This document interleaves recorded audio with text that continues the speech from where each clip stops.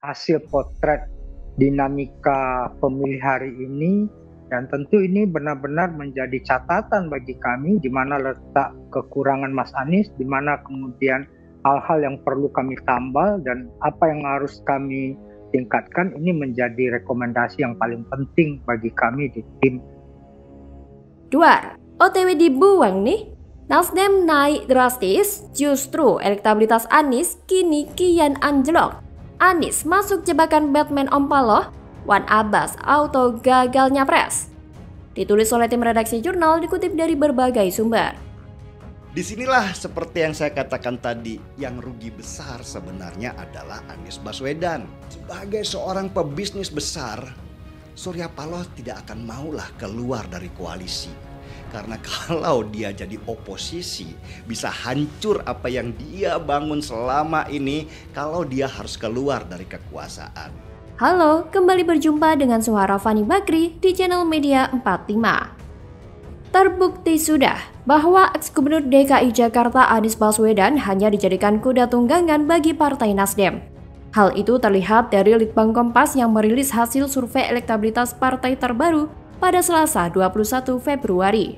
Elektabilitas Nasdem pada survei teranyar naik menjadi 7,3% dari sebelumnya 4,3%.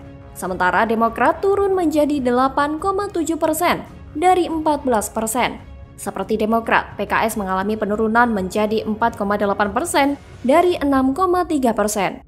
Kenaikan elektabilitas Nasdem sampai 3% karena faktor Anies Baswedan. Nasdem berhasil mengonsolidasikan simpatisan Anies dari sejumlah partai politik.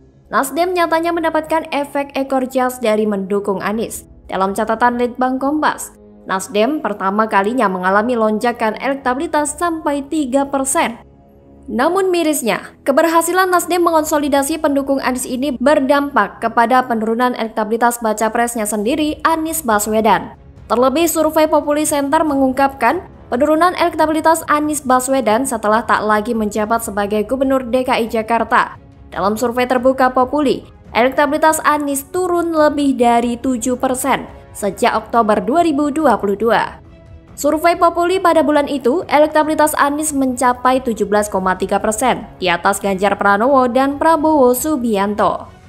Namun pada Februari 2023, elektabilitas Anies merosot ke angka 10,8% dan berada di urutan ketiga di bawah Ganjar dengan 19,8% dan Prabowo 17,1%. Berbeda dengan Anies, Ganjar dan Prabowo justru mengalami lonjakan elektabilitas dalam survei calon presiden secara terbuka.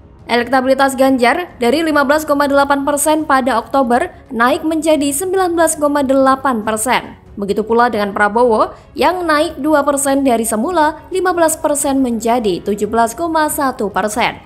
Survei Populi dilakukan pada 25 Januari hingga 2 Februari 2023 terhadap 1.200 responden yang tersebar di seluruh atau 38 provinsi di Indonesia. Responden dipilih secara acak dengan metode multistage random sampling dengan margin of error sekitar 2,83 dan tingkat kepercayaan 95%. Jadi terlihat jelas kalau Anies memang kena jebakan Batman Om Paloh. Pasalnya selama ini Anies memang ditunggangi Nasdem untuk menaikkan elektabilitas partainya. Dan terbuktikan setelah Anies diusung menjadi capres Partai Nasdem, justru elektabilitasnya merosot tajam alias jeblok. Menurut Surya Paloh emang beringas dan tajam. Cara liciknya menguasai Anies demi meraih curug suara pendukungnya sudah terwujud. Ya siap-siap mental aja, Anies sebentar lagi dibuang. Apalagi sebelumnya pun pegiat media sosial Denny Siregar pernah mengungkap bahwa Anies memang hanya dijadikan sebagai kuda tunggangan Partai Nasdem doang. Denny pun pernah memprediksi bahwa pencapresan Nasdem terhadap Anies Baswedan hanya untuk jadikan sosok mantan Mendikbud itu jadi boneka partai Surya Paloh itu. Denny pada September 2022 silam menyebut bahwa Anies hanyalah alat Nasdem untuk tujuan yang lebih besar yaitu bergaining politik agar partai politik lainnya merapat ke Nasdem. Jika pada akhirnya sudah tidak dibutuhkan, maka Anies akan dibuang saja oleh Nasdem. Dan jelas saja kan kalau Anies hanya dijadikan sebagai boneka Nasdem untuk mencapai tujuan politik ala Surya Paloh, tentu berkaca lewat elektabilitas Anies yang kian hari kian jeblok. Sementara, elektabilitas Partai Nasdem kian menanjak naik. Pastinya kita sadar kalau Anies hanya dimanfaatkan Surya Paloh menyelamatkan partainya yang mau gurem. Bagaimana kalau menurut Anda? Saya sudah memprediksi kalau di akhir tikungan sebelum pendaftaran calon presiden, Anies akan dilepas oleh Nasdem dan dia tidak lagi mendapatkan dukungan.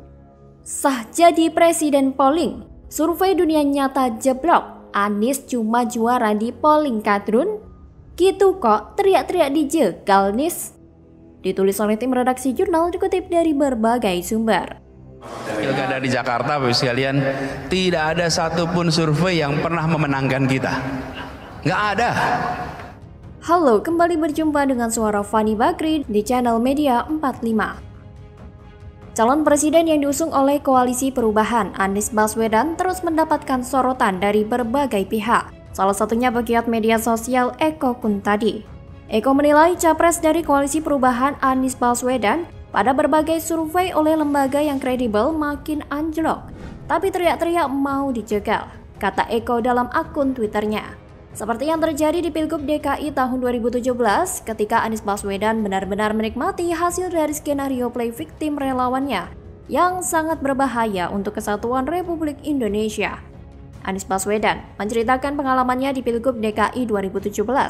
Ia mengomentari hasil survei capres dari sejumlah lembaga yang tak satupun memenangkan dirinya. Anies mempertanyakan apakah survei yang dibuat saat ini berdasarkan aspirasi warga atau aspirasi lembaga survei.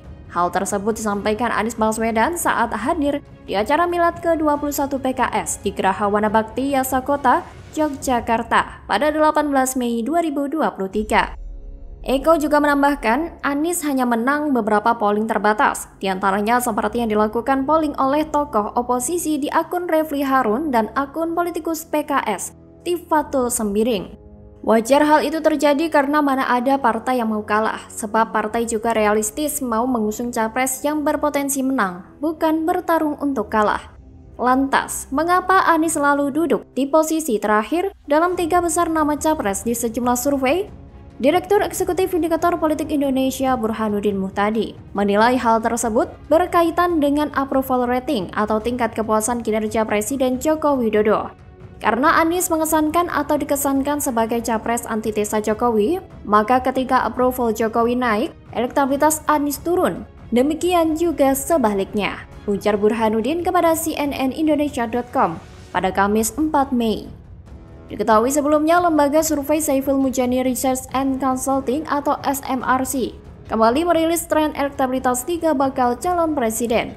Hasilnya, peran elektabilitas Gubernur Jawa Tengah Ganjar Pranowo meningkat, terutama usai deklarasi bakal capres oleh PDI Perjuangan dari yang awalnya 33,2% pada awal April 2023. Elektabilitas Ganjar meningkat menjadi 39,2% di awal Mei 2023.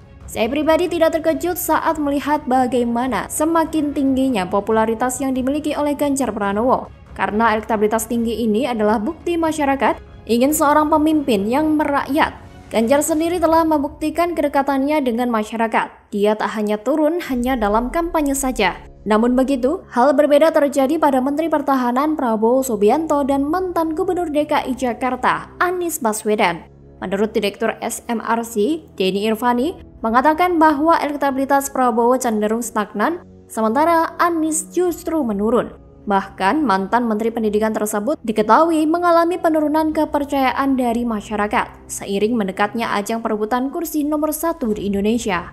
Hal itu menurut Direktur Eksekutif Indikator Politik Indonesia, Burhanuddin Muhtadi, karena ada tren kepuasan Jokowi yang meningkat. Tren kepuasan publik terhadap Jokowi sendiri mengalami kenaikan dari November ke Desember 2022. Pada November trennya berada di angka 66,2%, lalu meningkat menjadi 71,3% pada Desember. Berkaca dari pola tersebut, wajar jika Anies tersebut sebagai antitesa dari Jokowi. Sebab saat kepuasan publik terhadap Jokowi mengalami penurunan pada November, elektabilitas Anies justru meningkat hingga 32,2%. Sekretaris Jenderal Partai Demokrasi Indonesia Perjuangan atau PDIP, Hasto Kristianto pun punya pandangan serupa. Ia menilai wajar jika suara Anies Baswedan mengalami penurunan karena selama ini Anies dianggap sebagai antitesa Jokowi.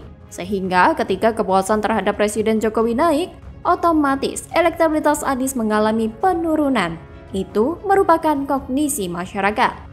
Bagaimana kalau menurut Anda?